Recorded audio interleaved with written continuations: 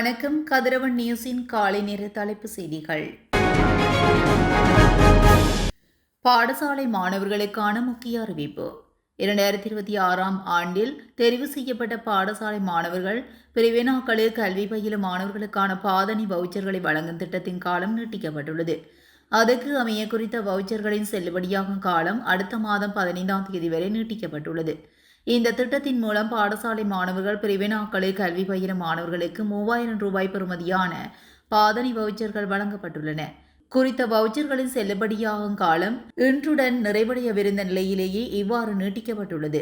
அரசு பாடசாலைகளுக்கான 2026ஆம் ஆண்டின் முதலாம் தவணையின் முதல் கட்டம் ஜனவரி 21 முதல் பிப்ரவரி 13 வரை நடைபெற்ற நிலையில் விடுமுறை வழங்கப்பட்டுள்ளது.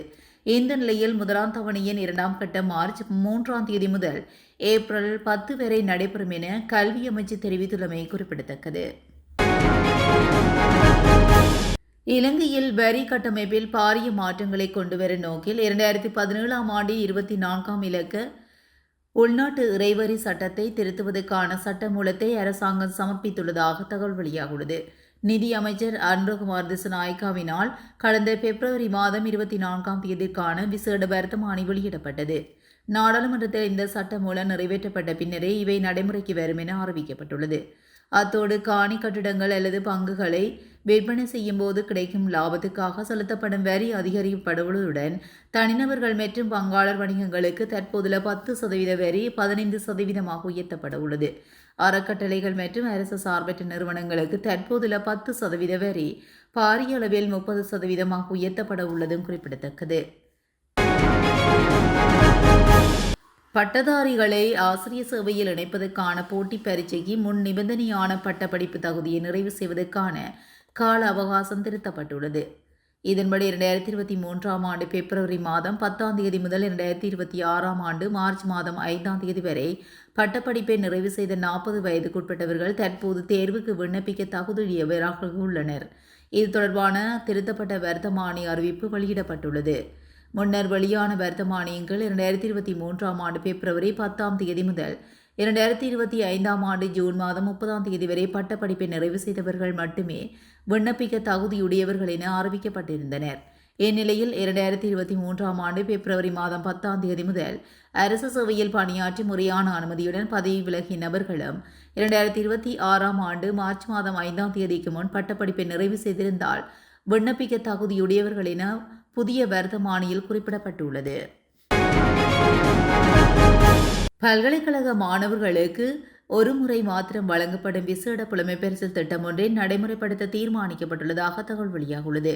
லலித் அத்துலத் முதலி மகாபல உயர்கல்வி புலமை பரிசில் அறக்கட்டளை நிதியத்தின் அறங்காவலர் சபையினால் இந்த திட்டம் நடைமுறைப்படுத்தப்பட உள்ளது. கடந்த ஆண்டின் இறுதியில் நாட்டை தாக்கிய டெட்வா புயலினால் பாதிக்கப்பட்ட பல்கலைக்கழக மாணவர்களுக்கு பொருளாதார நிவாரணங்களை வழங்கும் நோக்கில் இந்த விசேட திட்டம் முன்னெடுக்கப்பட உள்ளதாக குறிப்பிடப்பட்டுள்ளது. இந்நிலையில் குறித்த விசேட புலமை பரிசில் திட்டத்துக்கான விண்ணப்பங்களை கோரும் நடவடிக்கைகள் தற்போது ஆரம்பிக்கப்பட்டுள்ளதாக சுட்டிக்காட்டப்பட்டுள்ளது. இதற்கான விண்ணப்ப படிவங்களை www.mahabala.lk என்ற இணையதளத்தின் ஊடாக பெற்றுக்கொள்ள முடியும் என அறிவிக்கப்பட்டுள்ளமை குறிப்பிடத்தக்கது. 3700 மெட்ரிக் டன் எல்பி எரிவாயுவை ஏற்றியுள்ள மேலும் ஒரு கப்பல் நாட்டை அடைய உள்ளதாக லிட்ரோ நிறுவனம் அறிவித்துள்ளது. நிறுவனத்தின் தலைவர் சன்ன குணவர்த்தன தெரிவித்ததாவது, இந்த கப்பல் வருகையுடன் இம்மாதம் இதுவரை இறக்குமதி செய்யப்பட்ட மொத்த எரிவாயு அளவு 28,000 மெட்ரிக் டன்களை கடந்துள்ளது. இந்த கையிருப்பின் விநியோகம் இன்று காலை முதல் ஆரம்பிக்கப்படும் என நிறுவனம் உறுதி செய்துள்ளது. மேலும் தினசரி சந்தைக்கு விடப்படும் எரிவாயு அளவை 1200 மெட்ரிக் டன்னிலிருந்து 1700 மெட்ரிக் டன்னாக அதிகரிக்க நடவடிக்கை எடுக்கப்பட்டுள்ளதாகவும் தெரிவிக்கப்பட்டுள்ளது. இந்த நிலையில் இன்று நாட்டை அடையவுள்ள குறித்த கப்பலுக்கான ஏற்றும் பணிகள் தற்போது மாலைதீவில் நடைபெற்று வருவதாக கூறப்படுகிறது. இதுவேளை தொடர்ந்து நிலையான விநியோகத்தை உறுதி செய்ய கூடுதலான 4 கப்பல்கள் முன்பதிவு செய்யப்பட்டுள்ளதாகவும் தெரியவந்துள்ளது. அரசாங்க வாகனங்களின் பராமரிப்பை முறைப்படுத்துவதற்கான விதிமுறைகள் அடங்கிய புதிய சுற்றறிக்கையை பொது நிர்வாக மாகாண சபைகள் மற்றும் உள்ளூராட்சி அமைச்சகத்தின் செயலாளர் வெளியிட்டுள்ளார். சுற்றறிக்கையின்படி அடுத்த மாதம் 1ஆம் தேதி முதல் நடைமுறைக்கு வரவுள்ளது. சுற்றறிக்கையில் ஒவ்வொரு 25,000 கிலோமீட்டர் பயணத்துக்கு பிறகு அல்லது இயந்திர பழுது பார்க்கும் பிறகு ஆண்டுதோறும் எரிபொருள் செயல்திறனை சோதிக்க வேண்டும். சோதனைக்கு பிறகு ஒரு மாதத்துக்கு எரிபொருள் நுகர்வில் குறிப்பிடத்தக்க மாற்றம் கண்டறியப்பட்டால் அது இயந்திர குறைபாடா அல்லது ஊழல் செயலா என்பதை தீர்மானிக்க வாகனங்களுக்கு பொறுப்பான அதிகாரியிடம் அந்த விடயத்தை சமர்ப்பிக்க வேண்டும் என்று சுற்றறிக்கையில் தெரிவிக்கப்பட்டுள்ளது. மருத்துவ நடவடிக்கைகளில் இருந்து விலகி செயல்பட உள்ளதாக அரசு மருத்துவ அதிகாரிகள் சங்கம் தெரிவித்துள்ளது. இதன்படி எதிர்வரும் 2ஆம் தேதி முதல் இந்த நடவடிக்கை முன்னெடுக்கப்பட உள்ளது. அரசு மருத்துவர்களுக்கான இடமாற்றத்தை வலியுறுத்தியே தாம் மருத்துவ நடவடிக்கைகளில் இருந்து விலகி செயல்பட உள்ளதாக அரசு மருத்துவ அதிகாரிகள் சங்கம் தெரிவித்துள்ளது. மன்னார் பள்ளிமுனை பிரதான வீதியில் அமைந்துள்ள பிரபல வர்த்தக நிலையத்துக்கு சீல் வைக்கப்பட்டுள்ளது. குறித்த வர்த்தக நிலையத்துக்கு எதிராக கிடைக்கப்பெற்ற பொதுமக்களின் முறைப்பாட்டுக்கு அமைய வர்த்தக நிலையத்தில் நேற்று சோதனை நடவடிக்கை முன்னெடுக்கப்பட்டது. சோதனையின் போது விற்பனை நிலையத்தில் காலாவதியான பொருட்கள் காட்சிப்படுத்தப்பட்டிருந்ததுடன் அழுகிய பழங்கள் மரக்கறிகளை விற்பனைக்காக வைத்திருந்ததுடன் களஞ்சிய சாலை சுகாதாரமான முறையில் பேணப்பட்டிருக்கவில்லை என கைப்பற்றப்பட்ட உணவுப் பொருட்கள் நீதிமன்றத்தில் முன்னிலைப்படுத்தப்பட்டும் அளிக்கப்பட உள்ளது. மேலும் விற்பனை நிலையத்துக்கு எதிராக வழக்கு தாக்கல் செய்யப்பட்டு ஏனைய சட்ட நடவடிக்கை மேற்கொள்ளப்படும் வரை களஞ்சிய சாலைக்கு சீல் வைக்கப்பட்டுள்ளதாக தெரிவிக்கப்பட்டுள்ளது. மட்டக்களப்பு களவாஞ்சிக்குடி தேற்றாத்தீவு பிரதான வீதியில் அமைந்துள்ள கொம்பு சந்தி பிள்ளையார் ஆலயத்துக்கு முன்னால் இன்று அதிகாலை பாரிய விபத்து சம்பவம் ஒன்று இடம்பெற்றுள்ளது. இந்நிலையில் வட்டாரக வாகனத்தை செலுத்தி சென்ற சாரதி இதன்போது எதுவித ஆபத்துகளுமின்றி தெய்வாதீனமாக உயிர் பிழைத்துள்ளார். காத்தான்குடி பகுதியிலிருந்து மருதமுனை நோக்கி சென்று கொண்டிருந்த வட்டாரக வாகனமே தேற்றாத்தீவு கொம்புசந்தி பிள்ளையார் ஆலயத்துக்கு முன்னால் இருந்து மின்கம்பத்தில் மோதுண்டு விபத்துக்குள்ளாகியுள்ளது. வாகனத்துக்கு பலத்த சேதம் ஏற்பட்டுள்ளதுடன் மின்கம்பம் உடைந்து வீழ்ந்துள்ளது. மேலும் விபத்து சம்பவம் தொடர்பில் களவாஞ்சிக்குடி போலீசார் விசாரணைகளை முன்னெடுத்துள்ளனர். வவுனியா ஓமந்தை பகுதியில் நேற்று அதிகாலை இடம்பெற்ற கோர விபத்தில் 2 காயமடைந்த நிலையில் வவுனியா வைத்தியசாலையில் அனுமதிக்கப்பட்டுள்ளனர். கண்டெய்னர் லொரி மற்றும் மாட்டு சாணம் ஏற்றி வந்த லொரியொன்றும் மோதியதில் லொரி கவிழ்ந்து விபத்துக்குள்ளாகியுள்ளது. இந்த விபத்தில் ஏனையின் வீதியின் போக்குவரத்து சுமார் 3 மணி நேரத்துக்கு தடைப்பட்டதுடன் நீண்ட வரிசையில் வாகனங்கள் தரித்து நின்றதாக கூறப்படுகிறது. அதிக பனிமூட்டம் காரணமாக விபத்து இடம்பெற்றிருக்கலாம் என போலீசார் தெரிவித்துள்ளதுடன் விபத்து தொடர்பில் மேலதிக விசாரணையினை வவுனியா ஓமந்தை போலீசாரினால் மேற்கொள்ளப்பட்டு வருகின்றது.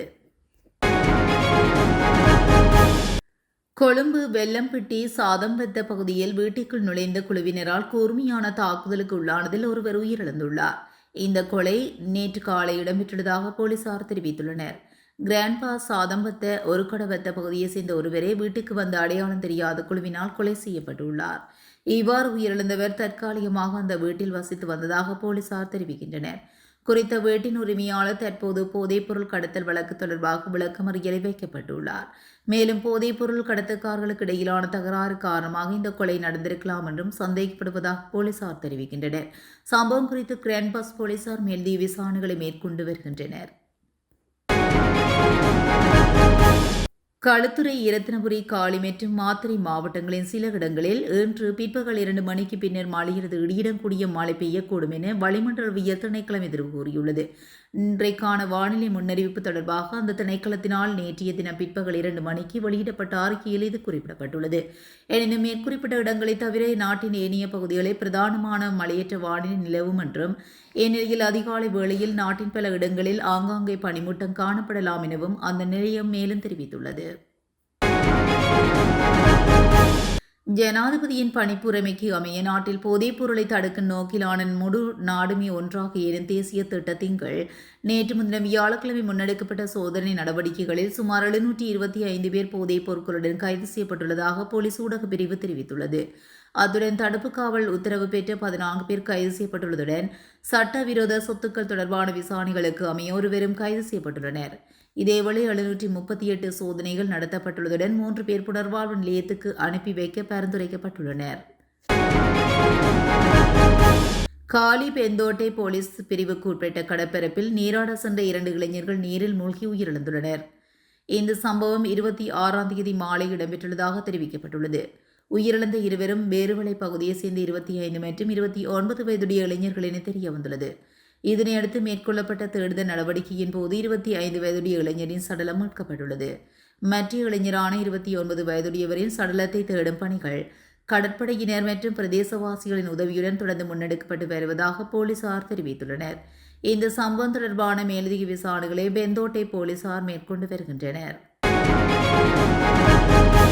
இலங்கை போலீசாரால் அறிமுகப்படுத்தப்பட்டு தற்போது செயல்படுத்தப்பட்டு வரும் ஐஜிபியிடம் சொல்லுங்கள் திட்டம் புதுப்பிக்கப்பட்டுள்ளதாக போலீஸ் தலைமையகம் தெரிவித்துள்ளது. எந்தவொரு சம்பவம் அல்லது குற்றங்கள் குறித்து பொதுமக்கள் நேரடியாக ஐஜிபியிடம் ஆன்லைன் அமைப்பு மூலம் முறைப்பாடு வழங்கும் வகையில் புதுப்பிக்கப்பட்டுள்ளதாக போலீஸ் தலைமையகம் கூறியுள்ளது. இந்த திட்டம் இந்த ஆண்டு மறுசீரமைக்கப்பட்டு செயல்படுத்தப்படும் என்று போலீஸ் தலைமையகம் குறிப்பிட்டுள்ளது. இந்த சேவையின் மூலம் உள்ளூர் அல்லது வெளிநாட்டவர்களும் சிங்களம், தமிழ் அல்லது ஆங்கிலத்தில் முறைப்பாடுகளை சமர்ப்பிக்கலாம் என்றும் அதற்கான ஏற்பாடுகள் ஆன்லைன் அமைப்பு மூலம் செய்யப்பட்டுள்ளதாக அறிவிக்கப்பட்டுள்ளது. உலகம் முழுவதும் உள்ள வாட்ஸ்அப் பயனர்கள் வாட்ஸ்அப் சேவையை பயன்படுத்துவதில் சிக்கல்கள் ஏற்பட்டுள்ளதாக தகவல் வெளியாகியுள்ளது. நேற்று காலை வாட்ஸ்அப் சேவையை அணுகுவதில் சிக்கல்களை எதிர்கொண்டதாக தெரிவிக்கப்படுகிறது.